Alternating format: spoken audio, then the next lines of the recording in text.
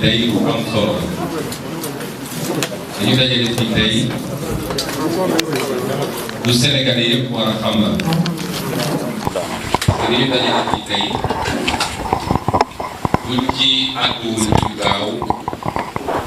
jàpp nañ ni lii taal lay jóge loolu lu mu mooy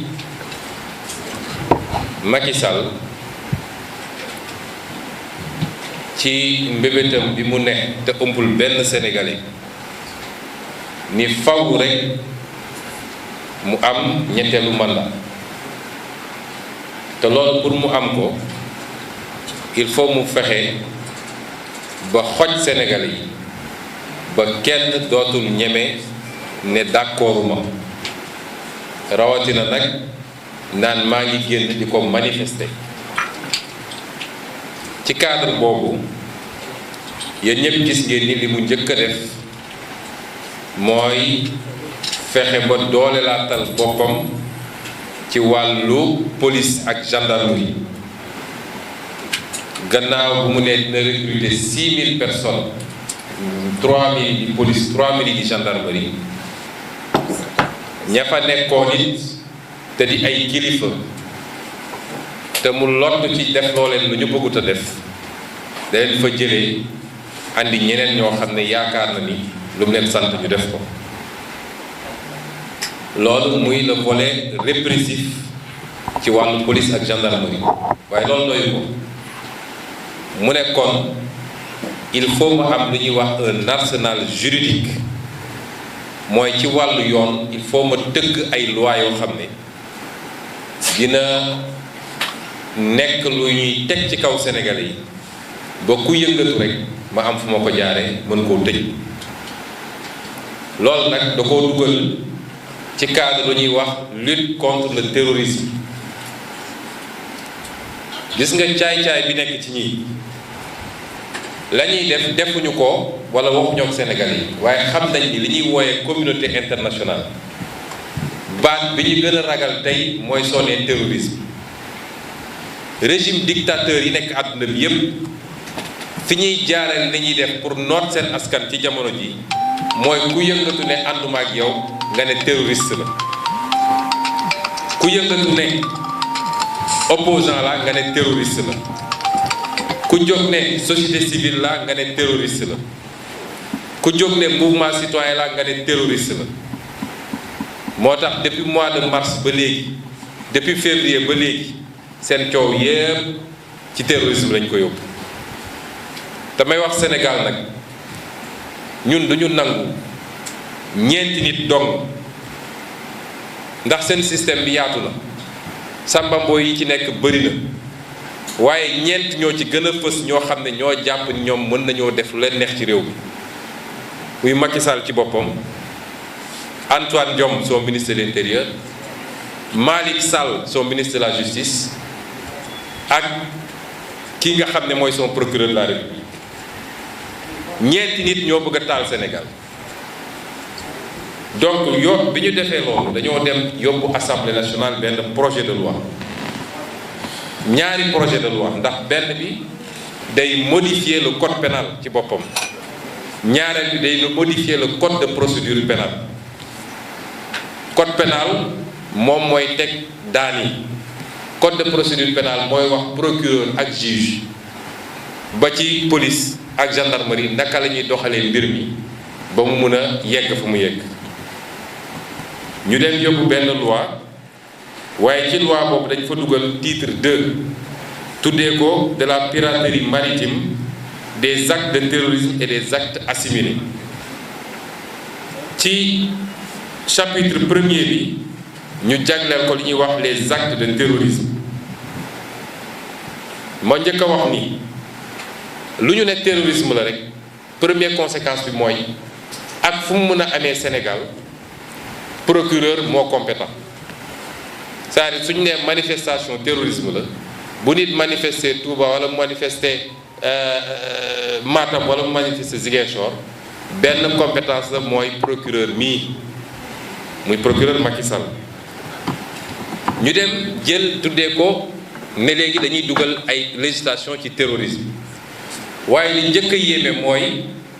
loi bi définirul lan mooy terrorisme parce que loi lu muy wax rek da ko war a njëkk a définir mais loi bii ñu war a wote ëllëg assemblée nationale définirul lan mooy terrorisme muy premier problème. ñaareel bi mooy dafa dem jël ay infraction yoo xam ne amoon na ba pare ci code pénal définir ko ba pare wax naka lañ koy sanctionner code de procédure pénale daal di définir lan mooy procédure bi ñu dem jël loolu yépp nag ne léegi loolu mooy terrorisme dañu dem jël ay infraction yoo xam ne lu am la ba noppi te amul benn ci infraction yoo xam ne di nga dem tey ci àdduna ci réew mu civilisé ñu ne lii terrorisme la amut guleen ci Sénégal mu dem jël yooya ne lii mooy terrorisme léegi ma limal leen ci yenn nee na la ñuy tuddee les attentats et complots visés par les articles 72 et 84 du code pénal loolu mooy lépp li nga xam ne dafa remettre en cause l'intégrité territoriale wala attentat complot et autres infractions contre l'autorité de l'État loolu code pénal bii ñu yor nii daf ko définiroon ba pare sanctionné ko ne ku ñu jàpp ci loolu peine li ñu lay daan mooy dina nekk ci diggante 10 ans fukki at ak 20 ans ñaar fukki at ñoom ñu ne léegi loolu terrorisme la première conséquence bi rek il faut ñu téye ko mooy li ñu qualifié yépp ne li terrorisme la dañu ne loolu condamnation à perpétuité la perpétuité mooy sa giirum dund kon soo jëlee loo xam ne amoon na déjà ci suñu loi bi qualifié ko ba pare ne lii ku ko def ba ñu am firnde ne yaa ko def dinañ la daan te diggante fukk ak ñaar fukki at la nga ñëw ne léegi loolu terrorisme la mooy tey buñ ci jàppee Cheikh Bamba dañ koy tëj ci giirub dundam ñu ne ñaareel bi mooy les crimes commis par participation à un mouvement insurrectionnel visé par les articles 85 et 87 insurrection mooy ku woote fippu loolu it loi bi définiroon ko te tënk ko ci peine yoo xam ne mënul dépasser 20 ans ñetteel bi mooy les violences ou voies de fait commises contre les personnes et les destructions commises lors des rassemblements lu am solo la lépp loo xam ne rassemblement la sëñ bi léegi dafa ne bu ñu autorisé woon mais même bu ñu autorisé bu amee tuuti débordement ñu ne toj nañ ci ay oto wala lakk nañ ci ay pneu nee nañu loolu terrorisme la te loolu c'est passible de peine loi bi fi mu toll nii mi ngi ne woon 1 à 5 ans ñoom nee nañu léegi non seulement loolu terrorisme la waaye kuñ ci jàpp dañ lay tëj sa giirub dund rassemblement c'est-à-dire rassemblement bi ñu doon def démb dugg na ci lii nga xam ne ñoom seen bopp ñooy dem infiltrer rassemblement bu amati bu ñu paree seeni sàmmam booy sànni ay xeer ñu ne yéen ñi ko organiser yéenay responsable bi terrorisme la dañ leen di tëj seen giirub dund ñu teg ci enlèvement séquestration et cetera nga xam ne loi bi dafa ne woon 10 à 20 ans léegi terrorisme la destruction dégradation et dommages visés aux articles 46 et 49 léegi terrorisme la dégradation des biens appartenant à l'État ou intéressant la chose publique prévue par l'article 225 mooy tey léeg-léeg nga gis nit ñi xaw a mer ñu ne taal nañu benn bus ñun duñ ci encourager kenn ndax suñu alal la waruñu koo taal te loi bi daanoon na la ba pare ku def loolu ne ku ko def suñ la jàppee dañ la tëj lu de mat 2 à 5 ans état bi Macky Sall nee na léegi loolu terrorisme la kuñ ci jàpp dañ la tëj sa giirub dund ñu ne association de malfaiteurs ak vagabondage ak mendicité article 238 à 240 nee nañu loolu léegi terrorisme la ñu dellu siwaat ñu ne les menaces prévues aux articles 290 et suivants mooy menacer nit terrorisme la léegi loi bi dafa noonu 2 à 5 ans maintenant à perpétuité la ñu ne blessure et coup volontaire ñaar ñu xeex dóorante am blessure coup volontaire etc. léegi terrorisme la ci Sénégal mu ne les vols et extorsions prévues par les articles 364 à 372 c'est sàcc soustraction frauduleuse du bien d'autrui léegi sàcc au Sénégal terrorisme la le Sénégal de Macky Sall. Alors les infractions liées aux technologies de l'information mooy ñi ñuy wax mafia kàcc-kàcc Macky Sall nee na léegi kum ci jàpp ku nekk ci Facebook bi def ay post yu ko neexul bu ko neexee mu ne terrorisme la ñu jàpp la dañ daa war a tëj sa giirub dund. gudd na trop mais dama koy tënk foofu parce que dama ci sànni tuuti sama naataangoo yi ku nekk am lu mu ci sànni lii mbokk Sénégal lu garaaw a garaaw la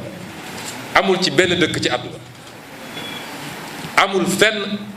dëkk bu ñu jàpp ni dëkk bu normal la bu ñu jël lii ne lii terrorisme la ba ñu mun a doon benn fourtu bu Macky Sall di jaar pour tëj nit ñi mais li gën a garaaw mooy ba ñu tënkee loolu ba pare dañu ne léegi procureur jox nañ ko ay pouvoir yoo xam ne pouvoir de confiscation ba ci ak pouvoir de contrainte par corps mooy suñu nee lii jiiñ nañ ko sëñ Cheikh procureur am na sañ-sañ ne ab lu mu am ci alal yépp dañ koy nangu xam nga loolu mooy méthode yi am Israël nga xam ne suñu nee benn palestinien def na attentat ñu ne dem leen raser këram yaayam ak baayam ak yéeguñu suñu yoon new ci kon ku ñu ne jàpp nañ la ci loolu nee nañu mën nañu confier li mu moom yépp ci alal seetuñu doom seetuñu jabar seetuñu waa soxor gi lan moo ko waral ñu ne ba tey am na pouvoir contrainte par corps sur les délits politiques loolu kenn mësu koo gis délit politique nga ne léegi am nga ci contrainte par corps te su ñuy def seen yëfu caay-caay dañuy essayer neexal ñi nga xam ne jàpp nañ ni ñoom ñooy wax moo tax ñu ne xam nga délit de presse délit politique la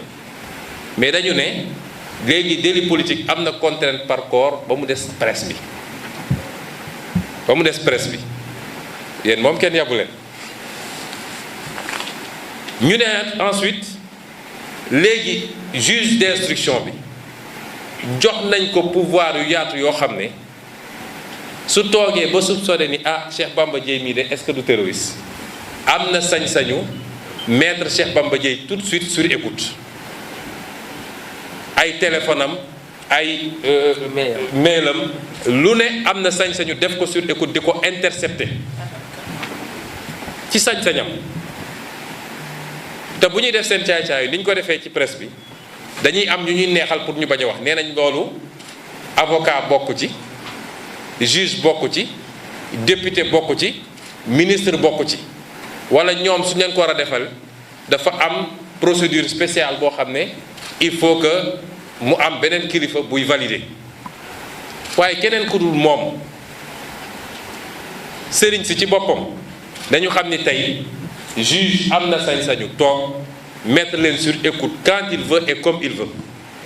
loolu violation bu garaaw la sur la vie privée des Sénégalais amul fenn ci àdduna kon yu garaaw garaaw la yoo xam ne comme dañoo nekk ci table te kenn ku nekk ci gars yi am na loo ci jàngat loo war a yokk lii nag mënuñu ko nangu ci Sénégal damay wax sénégalais ni projet de loi bi moo gën a dangereux fuuf nag li taxoon sénégalais génn ñu naan ticket parce que Macky Sall nëbbatu ko Macky Sall ab dictateur la waxoon na ko ab kilifa bi muy doog a toog 2012 ne ko sénégalais ils ne connaissent que la force dinaa leen gouverner par la force lii xewoon mois de mars la ne léegi dinaa fagaru anticiper parce que li ma nekk duma ci changer virgule bu ko sénégalais yi nangoo nag li ñu amoon yëpp ci acquis démocratique depuis des décennies et des décennies ci lu gaaw Macky Sall ñëw ne man Macky Sall maa am sañ-sañ bi ànd ak samay nit dinaa effacer loolu yépp tey bu boobaa dinañu xam ni dina fi duma nit bëccëg mbir kam kenn doo am foo ko jooyee kon lii c'est particulièrement